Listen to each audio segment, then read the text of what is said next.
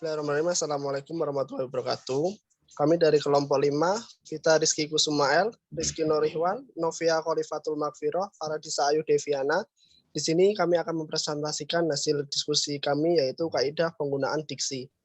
Pengertian diksi sendiri yaitu pemilihan kata yang tepat untuk menyatakan sesuatu.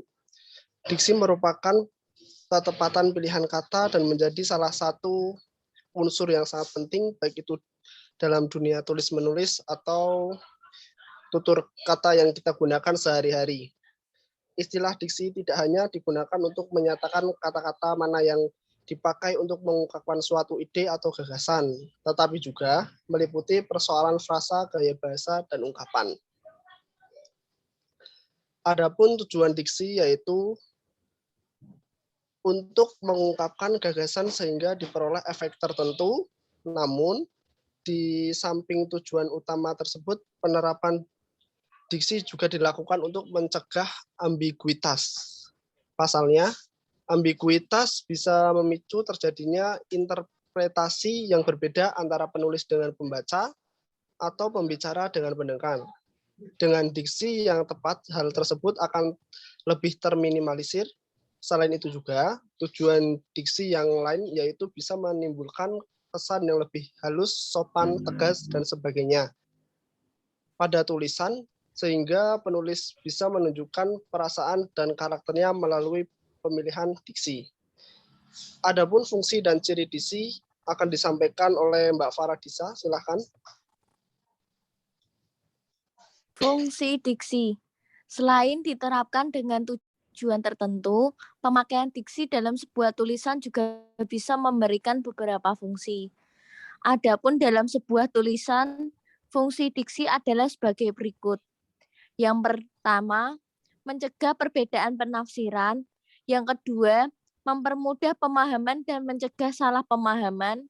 Yang ketiga, menciptakan komunikasi yang efisien dan efektif. Yang keempat, menyiratkan gaya ekspresi gagasan dari penulis, misalnya resmi atau santai, sehingga akan sesuai dengan topik dan target pembaca. Yang kelima, memperkuat suasana yang ingin dimunculkan dalam tulisan atau pembicaraan. Yang keenam, membuat orang yang membaca ataupun mendengar karya sastra menjadi lebih paham mengenai apa yang ingin disampaikan oleh pengarang. Yang ketujuh, menunjukkan ekspresi yang ada dalam gagasan secara verbal.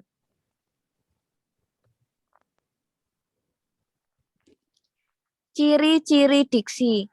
Yang pertama, menggunakan pilihan kata yang tepat dan sesuai dengan konteks kalimat yang digunakan untuk mengungkapkan gagasan.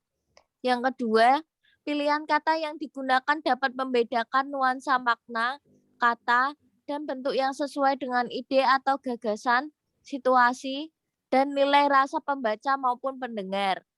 Yang ketiga, menggunakan pembendaharaan kata yang dimiliki dan dikenali oleh masyarakat dan dapat menggerakkan dan memberdayakan kekayaan tersebut menjadi jaring kata yang jelas. Selanjutnya, akan dibacakan oleh Mbak Novia tentang syarat ketepatan diksi dan jenis-jenis diksi. Baik, syarat ketepatan diksi itu ada beberapa ya. Yang pertama yaitu syarat ketepatan diksi adalah sebagai berikut. Yang pertama yaitu ada penggunaan kata konotasi dan denotasi secara cermat. Yang kedua ada penggunaan kata sinonim atau hampir sama maknanya secara cermat. Yang ketiga dapat membedakan kata-kata yang memiliki ejaan yang mirip. Yang keempat penggunaan kata kerja pada kata depan harus secara idiomatis. Yang kelima, harus dapat membedakan kata khusus dan umum dalam tulisan atau pidato agar ketepatan diksi terjamin. Kemudian yang terakhir yaitu memperhatikan pemilihan kata yang tepat secara berkelanjutan dalam suatu tulisan ataupun pidato. Apa sih maksudnya? Yaitu jenis-jenis dari diksi. Jenis-jenis diksi itu ada berdasarkan maknanya. Berdasarkan maknanya, yang pertama itu makna denotatif. Makna denotatif adalah makna yang sebenarnya dari suatu kata atau kalimat. Contohnya, Budi selalu kerja keras untuk mendapatkan hasil terbaik. Kerja keras tadi itu adalah makna yang sebenarnya. Kemudian ada makna konotatif. Makna konotatif adalah kata atau kalimat yang memiliki arti bukan sebenarnya. Contohnya, Mario adalah seorang kutu buku. Ia tahu banyak hal. Kutu buku itu berarti dia rajin membaca. Tapi di situ diberikan diksi yaitu kutu buku, yang artinya rajin membaca. Kemudian ada makna umum. Makna umum adalah kata yang cakupan maknanya lebih luas atau disebut hipernim.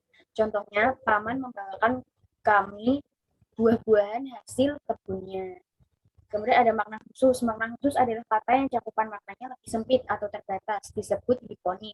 Contohnya hasil panen kebun paman diantaranya mangga, apel, dan jambu. Selanjutnya akan dijelaskan oleh Mbak Vita. Silakan Mbak Vita. Diksi berdasarkan leksikal. Yang pertama ada sinonim. Sinonim adalah kata yang mempunyai arti yang sama dengan kata lain. Contohnya, bahagia dengan senang, lezat dan enak, pintar dengan pandai. Yang kedua, antonim. Antonim adalah kata yang memiliki arti berlawanan dengan kata lain. Contohnya, naik dengan turun, besar dengan kecil, banyak dengan sedikit, cepat dan lambat. Homonim adalah kata yang memiliki lafal dan ejaan yang sama, namun artinya berbeda satu sama lain. Contohnya, penggunaan kata bulan pada kalimat berikut. Bulan terakhir, bulan terlihat bulat penuh malam ini. Dengan kalimat, semua karyawan mendapatkan gaji setiap bulan. Nah, dua kata bulan yang dipakai di sini itu berbeda artinya. Homofon adalah kata yang memiliki ejaan dan makna yang berbeda, namun lafal sama. Contohnya, Anton menabung uangnya di bank secara rutin. Dengan kalimat, Bang Anton bekerja di perusahaan pembiayaan. Kata bank yang dipakai pada dua kalimat di atas memiliki lafal yang sama, namun ejaan dan maknanya berbeda. Selanjutnya, Mbak Novia.